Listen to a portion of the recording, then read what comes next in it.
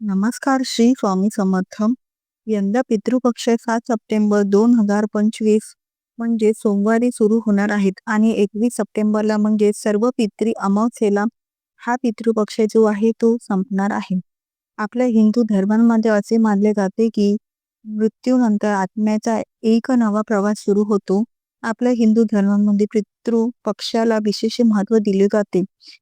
पितृपक्षांमध्ये कोणत्याही प्रकारचे शुभ कार्य हे केले जात नाही. पितृपक्ष किंवा श्राद्ध पक्षाला हिंदू धर्मात विशेष महत्त्व आहे. दरवर्षी भाद्रपद महिन्याच्या पौर्णिमेपासून पितृपक्षाची सुरुवात मानली जाते आणि ती अश्विन महिन्याच्या अमावस्येला संपत असते. ही पितृपक्षाची 15 दिवस हे अत्यंत शुभ मानले जातात. असे मानले जाते की या काळात पूर्वजांसाठी तर्पण, श्राद्ध, पिंडदान केल्याने पूर्वजांच्या आत्म्याला शांती मिळते आणि प्रखर पितृदोषांपासून मुक्तता देखील मिळत असते. धार्मिक मान्यतेनुसार असं केल्याने पूर्वज हे प्रसन्न होतात, ज्यामुळे जीवनात कधीही कोणत्याही गोष्टीची कमतरताही आपल्याला भासत नाही आणि त्यामुळेच आपण या पितृपक्षांमध्ये आपल्या पितरांच्या तिथीनुसार श्राद्ध, पिंडदान जे आहे तर ते करत असतो. पितृपक्षांचे 15 दिवस हे अत्यंत महत्त्वाचे असल्यामुळे या 15 दिवसांमध्ये काही महत्त्वाचे नियम सुद्धा पाळले जातात. काही नियमांचे पालन जे आहे तर ते आपल्याला आवर्जून करावे लागत असते, कारण पितृपक्षांचे 15 दिवस हे आपल्या पूर्वजांना समर्पित असतात आणि म्हणूनच आज या व्हिडिओमध्ये मी तुम्हाला अतिशय महत्त्वाची माहिती सांगणार आहे. आपल्याला पितृपक्ष संपेपर्यंत घरातून या 3 वस्तू कोणालाही घ्यायच्या नाहीत आणि अशा कोणत्या वस्तू आहेत ज्या कोणालाही या पितृपक्षांमध्ये देऊ नये हे 99% लोकांना माहीत नाही.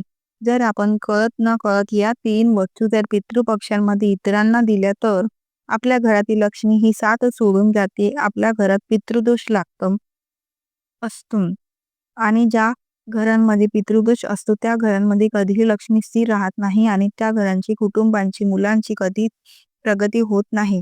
आणि म्हणून आपल्याला काहीही झाले तरीही या 3 वस्तू ज्या आहेत तर त्या पितृपक्षांमध्ये कोणालाच घ्यायच्या नाहीत. तर अशा कोणत्या 3 वस्तू आहेत ज्या आपल्याला कोणालाही द्यायच्या नाहीत, तसेच पितृपक्षांमध्ये कोणत्या नियमांचे पालन करावे याबद्दलची संपूर्ण माहिती आज या व्हिडिओमध्ये मी तुमच्यासोबत शेअर करणार आहे. त्यामुळे तुम्ही हा व्हिडिओ स्किप न करता शेवटपर्यंत नक्की पहा.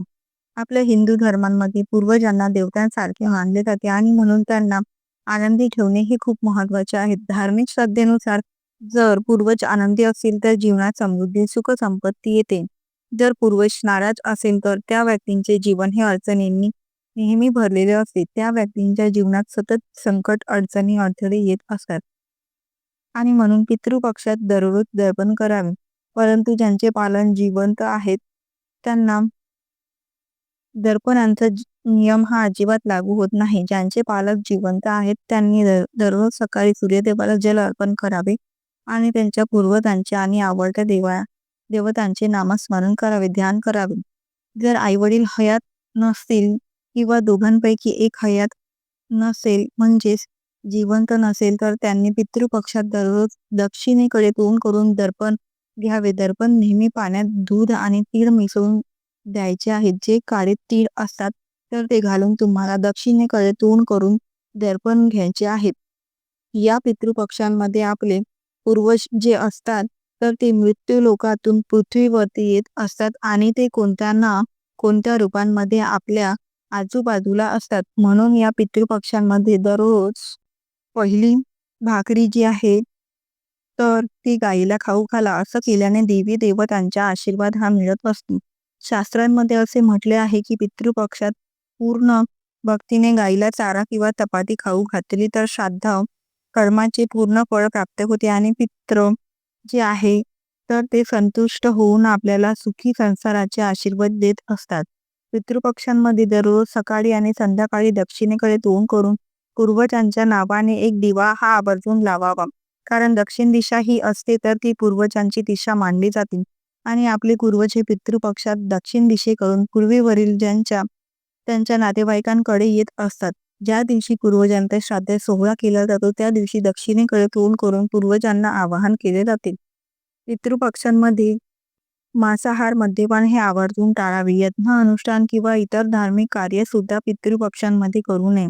जसे की नवीन घर खरेदी करू नये, जमीन खरेदी करू नये, वाहन घ्यायचे असेल किंवा कपडे दागिने जे असतात तर ते सुद्धा पितृपक्षांमध्ये खरेदी करू नये.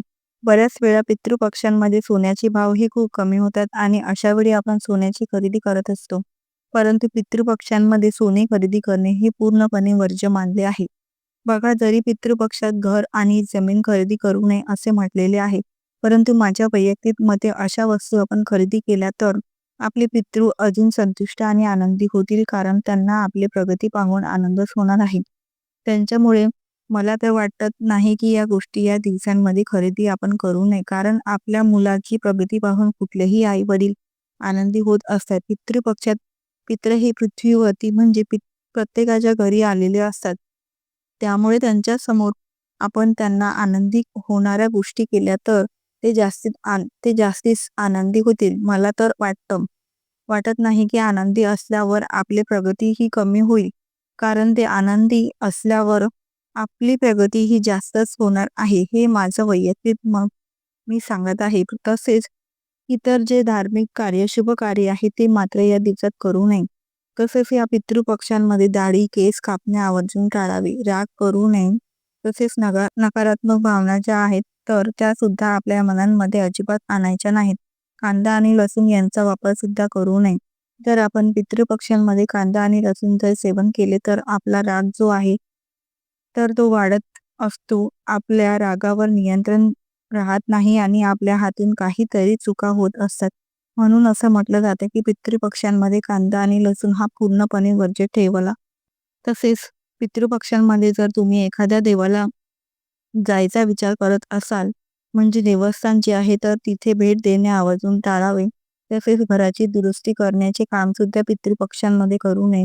कारण पितृपक्षांमध्ये आपले पूर्वज जे असतात तर ते कोणत्या रूपात आपल्या घरी येत असतात. मग त्या मुंग्या असेल किंवा इतर कुठले किडे असतील तर त्यांच्या रूपांमध्ये ते येत असतात आणि जेव्हा आपण घराचं काम करत असतो तेव्हा आपल्या हातून त्या मुंग्या किंवा इतर काही जीवजंतू जे असतात तर ते मरण पावतात आणि म्हणून पितृपक्षांमध्ये घराची दुरुस्ती करू नये असे म्हटले जाते. पुराण आणि हिंदू धर्मशास्त्रानुसार पितृलोकांचा एक दिवस पृथ्वीवरील 1 वर्षाच्या बरोबरीचा असतो. येथे वेगवेगळे जगात काळाची गती वेगळी मानली जाते आणि शास्त्रानुसार पितृलोक हे असे स्थान मानले जाते जिथे मृत्यूनंतर काही काळ आत्मे राहतात. विशेषतः आत्म्यांना मोक्ष मिळू शकत नाही. या ग्रंथांमध्ये केवळ फक्त पितृलोकांचेच वर्णन नाही केले तर येथे काळखंडाचा तपशीलवर उल्लेख देखील केला गेला आहे. गरुड पुराण आणि शास्त्रानुसार देवमानवाने पूर्वजांसाठी काळची गणना वेगळी आहे. मानवांचे 360 दिवस हे देवांच्या एका दिवसांसारखे आहेत आणि मानवाचे 30 दिवस हे पूर्वजांच्या एका दिवसांसारखे असतात. आणि या गणनेनुसार पितृलोकांचा 1 महिना पृथ्वीच्या 30 वर्षा इतका आहे आणि पितृलोकांचे 1 वर्ष हे पृथ्वीच्या 360 वर्षांनी इतके आहेत. आणि पुराणानुसार यमराजाला धर्मराज असे म्हणतात. तो पितृलोकांचा अधिपती आहे. मृत्यूनंतर आत्म्यांचा न्याय करणे आणि त्यांना स्वर्ग, नरक किंवा पुनर्जन्माचा मार्ग दाखवणे हे यमराजांचे काम असते. शास्त्रांमध्ये असे म्हटले आहे की आत्मा पितृलोकातून पूर्वजन्मासाठी पृथ्वीवरती येत असतो आणि म्हणून जर आपण पूर्वजांसाठी श्राद्ध, पिंडदान किंवा काही धार्मिक विधी केले तर आपल्या पूर्वजांना पुनर्जन्म प्राप्त होतो. आपल्या पूर्वजांच्या आत्म्याला शांती मिळत असते आणि आपले पूर्वज हे आपल्याला भरभरून आशीर्वाद देत असतात. आणि म्हणून पितृपक्षांमध्ये आपल्या पूर्वजांच्या तिथीनुसार श्राद्ध, पिंडदान जे आहे तर ते केले जाते. या पितृपक्षांमध्ये कोणत्या नियमांचे पालन करावे तर पहा. पितृपक्षांमध्ये आपले जे पूर्वज असतात तर त्यांच्याबद्दल वाईट बोलू नये. बऱ्याच वेळा आपल्या पूर्वजांबद्दल आपण काहीतरी वाईट गोष्टी बोलत असतो, कारण त्या काळांमध्ये काहीतरी अशा गोष्टी घडलेल्या असतात आणि म्हणून आपण काहीतरी वाईट बोलत असतो. परंतु पितृपक्षांमध्ये आपल्या पूर्वजांबद्दल कोणतीही वाईट गोष्टी ज्या आहेत तर त्या बोलू नये. तसंच या पितृपक्षांच्या दिवसांमध्ये कांदा, लसूण, मांसाहार, मद्य इत्यादींचे सेवन अजिबात करू नये. तसेच घरातील वडीलधाऱ्यांचा आणि पूर्वजांचा अपमान करू नये. त्यांच्याबरोबर पितृपक्षांमध्ये शुभ कार्य, मुंडन, लग्न, गृहप्रवेश, नामकरण इत्यादी धार्मिक विधी सुद्धा करू नये. पितृपक्षांच्या काळात अशुभ गोष्टी ज्या आहेत तर त्या आवर्जून टाळाव्या.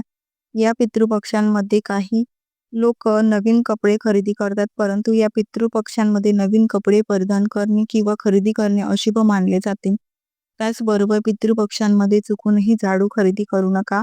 जर आपण झाडू खरेदी केला तर धनहानी होऊ शकते. आपल्या घरातील लक्ष्मी ही नष्ट होते. घरात गरिबी आणि दरिद्रता येत असते आणि म्हणून पितृपक्षांमध्ये चुकूनही झाडूची खरेदी आहे तर ती करू नये. त्याचबरोबर पितृपक्षांमध्ये चुकूनही मोहरीचे तेल जे आहे तर ते सुद्धा खरेदी करू नये. मोहरीचे तेल हे शनिग्रहाचे प्रतीक मानले जाते आणि जर आपण पितृपक्षांमध्ये मोहरीचं तेल खरेदी केलं तर शनीचा अशी प्रभाव जो आहे तर तो आपल्यावरती पडत असतो आणि यामुळे आपल्या घरातील जीवनात कटकटी होऊ लागतात. तसेच पितृपक्षांमध्ये शिळं अन्न खाऊ नये. या व्यतिरिक्त चणे, मसूर डाळ, साग, सातू, जिरे, मुळी त्याचबरोबर काळं मीठ, काकडी, दुधी, भोपळा यांचे सेवन देखील आवर्जून टाळावे. त्याचबरोबर पितृपक्षांची समाप्ती होईपर्यंत तुम्हाला तुमच्या घरातील या 3 वस्तू ज्या आहेत तर त्या अजिबात कोणाला घ्यायच्या नाहीत. ती व्यक्ती तुमच्या कितीही जवळची असेल तरी सुद्धा या ज्या वस्तू आहेत तर त्या तुम्हाला अजिबात कोणाला द्यायच्या नाहीत. त्यामध्ये सर्वात पहिली आणि महत्त्वाची वस्तू आहे ते म्हणजे उसने पैसे. तर पितृपक्षांमध्ये कधीही कोणाला उसने पैसे देऊ नका किंवा कोणाकडून उसने पैसे सुद्धा तुम्ही घ्यायचे नाहीत किंवा कर्ज देखील तुम्हाला पितृपक्षांमध्ये घ्यायचं नाही. जर आपण पितृपक्षांमध्ये पैशाची देवाणघेवाण केली, पैसे उसने दिले किंवा उसने घेतले तर आपल्या घरातील लक्ष्मी ही साथ सोडून जाते. घरातून लक्ष्मी ही कायमची निघून जाते. धनहानी होत असते आणि आपल्याला आर्थिक समस्यांना सामोरे जावे लागत असते. म्हणून पितृपक्षांमध्ये चुकूनही तुम्ही पैसे जे आहेत तर ते कोणाला उधार देऊ नका. यानंतर पुढची वस्तू आहे ती म्हणजे कुशा. कुशा हे एक गवत असते जे पितृपक्षात वापरले जाते. कुशा हे सर्वांनाच माहीत आहे, ज्यामध्ये आपण पितरांना दर्पण करत असतो. त्यावेळी कुशा म्हणजेच कुशांचा वापर जो आहे तर तो आवर्जून केला जातो. कुशाशिवाय पूर्वजांचे म्हणजेच पितरांचे दर्पण सुद्धा पूर्ण होत नाही, ते अपूर्ण मानले जाते. त्यामुळे आपल्या घरातील कुशा जी आहे तर ती चुकूनही कोणालाच द्यायची नाही. कोणाकडे नसेल तर काय होतं की एखादी व्यक्ती जी असते आपल्या शेजारची तर ती आपल्याकडे मागण्यासाठी येते, पण चुकूनही आपल्या घरातील कुशा जी आहे तर ती चुकूनही कोणाला देऊ नका. यानंतर पुढची वस्तू आहे ते म्हणजे तांदूळ. बघा, पितृपक्षांमध्ये दान करणे हे सर्वश्रेष्ठ मानले जाते. पितृपक्षांमध्ये दान केले तर त्याचा आपल्याला दुप्पट पटीने फळ प्राप्त होते, परंतु दान करताना आपल्याला पैशासोबतच तांदळाचा दान सुद्धा करायचा नाही. तांदूळ जे आहेत तर ते चुकूनही कोणाला द्यायचे नसतात, कारण पितृपक्षांमध्ये तांदळाची आपण खीर बनवतो, दही भात बनवत असतो आणि ते पूर्णपणे आपल्या पूर्वजांना समर्पित असते. त्यामुळे शक्यतो तुम्हाला या पितृपक्षांच्या 15 दिवसांमध्ये कोणालाही तांदूळ जे असतात ते द्यायचे नाही. त्याचबरोबर पितृपक्षांमध्ये दररोज संध्याकाळी आपल्या घरांमध्ये दक्षिण दिशेला एक दिवा हा तुम्ही आवर्जून लावा. दक्षिण दिशेला पितरांसाठी दिवा लावला तर पितरांच्या वाटेतील अंधार हा दूर होतो आणि आपल्या आयुष्यातील सुद्धा अंधार जो आहे तर तो दूर होत असतो. आपल्या आयुष्यात जे काही संकट, अडचणी, अडथळे आहेत तर ते दूर होत असतात. म्हणून पितृपक्षांमध्ये दररोज संध्याकाळी दक्षिण दिशेला हा एक दिवा तुम्ही आवर्जून लावा. ज्या प्रकारे आपल्याला आपल्या आयुष्यांमध्ये प्रकाशाची गरज असते तसेच पितरांना सुद्धा प्रकाशाची गरज असते, म्हणून त्या ठिकाणी दिवा हा लावला जातो. तर ही अत्यंत महत्त्वाची माहिती मला तुमच्यापर्यंत शेअर करायची होती. व्हिडिओ तुम्हाला आवडला असेल तर लाईक करा, चॅनलवरती नवीन असाल तर सबस्क्राईब करा आणि हा व्हिडिओ आपल्या मित्रपरिवारांसोबत जास्तीत जास्त शेअर करा व व्हिडिओ शेवटपर्यंत पाहिल्याबद्दल मनापासून तुमचे खूप खूप आभारी आहे. धन्यवाद. श्री स्वामी समर्थ. जय जय स्वामी समर्थ.